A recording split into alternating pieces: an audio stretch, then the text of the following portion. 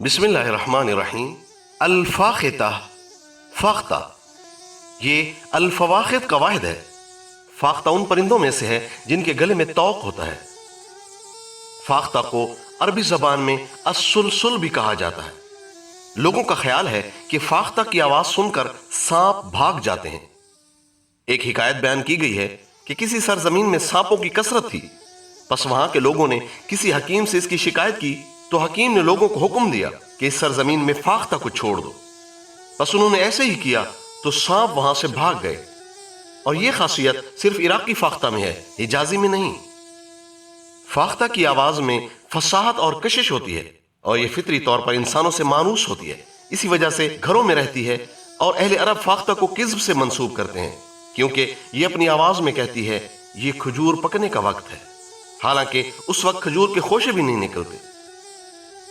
شاعر نے کہا ہے، فاختہ سے زیادہ اور کون جھوٹا ہو سکتا ہے جو کلیوں کے پھوٹنے کے وقت کہتی ہے جبکہ ابھی کھجور کے خوشے بھی نہیں نکلے ہوتے کہ یہ کھجور پکنے کا وقت ہے۔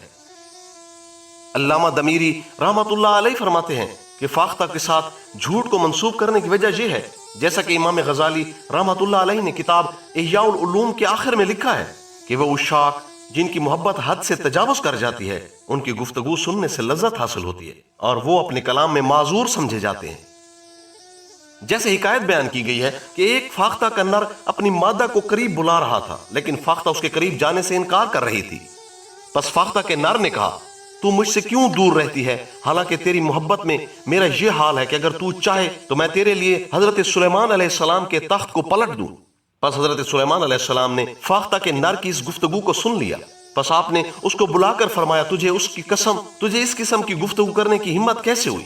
پس فاختہ کا نر کہنے لگا کہ اے اللہ کے نبی، میں محبت کرنے والا ہوں، اور محبت کرنے والے یعنی عاشق کو اس کی باتوں پر ملامت نہیں کیا جاتا، اور عاشقوں کے کلام کو لپیٹ دیا جاتا ہے، یعنی ان کا کلام قابل گرفت نہیں ہوتا، نیز عاشقوں کی باتوں کو مشہور نہیں کیا جاتا۔ جیسا کہ شاعر نے کہا ہے، میں محبوب کے وصال کا طالب ہوں اور وہ مجھ سے جدائی چاہتا ہے، پس میں اپنی خواہش کو اس کی خواہش کے مقابلہ میں چھوڑ دیتا ہوں۔ یہ پرندہ یعنی فاختہ بڑی لمبی عمر پاتا ہے۔ بعض فاختہ ایسی بھی دیکھی گئی ہیں جو 25 اور 40 سال تک زندہ رہیں۔ ابو حیان توحیدی اور ارسطو کا یہی قول ہے۔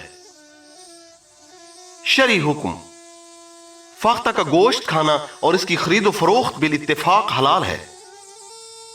ضرب الامثال: اہل عرب کہتے ہیں فلاں شخص فاختہ سے زیادہ جھوٹا ہے۔ خواص: فاختہ اور سیاہ کبوتر کے خون کی اگر برس کے مریض میں مبتلا شخص کے جسم پر مالش کی جائے تو اسے افاقہ ہوگا اور برس کے داغوں کا رنگ تبدیل ہو جائے گا۔ اگر ایسے بچے کے گلے میں فاختہ کی بیٹ لٹکا دی جائے جو مرگی کے مرض میں مبتلا ہو تو وہ شفا یاب ہو جائے گا۔ اگر آنکھوں میں فاختہ کا خون ٹپکایا جائے تو آنکھوں میں موجود چوٹ یا زخم کے نشانات کے لیے بے حد مفید ہے۔ خوابوں کی تعبیر: ابن المقری نے کہا ہے کہ فاختہ، قمری اور دبسی یا اس کے مشابہ پرندوں کا خواب میں مالک ہو جانا عظمت، رفعت اور حصول نعمت پر دلالت کرتا ہے، کیونکہ عام طور پر اس قسم کی چیزیں مالداروں کی ملکیت میں ہوتی ہیں۔ کبھی ان جانوروں کو خواب میں دیکھنے کی تعبیر عابدین، قارئین قرآن اور تسبیح و تعلیل کرنے والوں سے دی جاتی ہے۔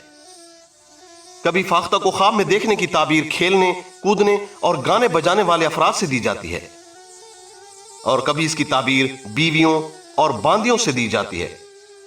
مقدسی نے کہا ہے کہ فاختہ کو خواب میں دیکھنے کی تعبیر جھوٹے لڑکے یا بے وفا، بے دین اور جھوٹی عورت سے دی جاتی ہے۔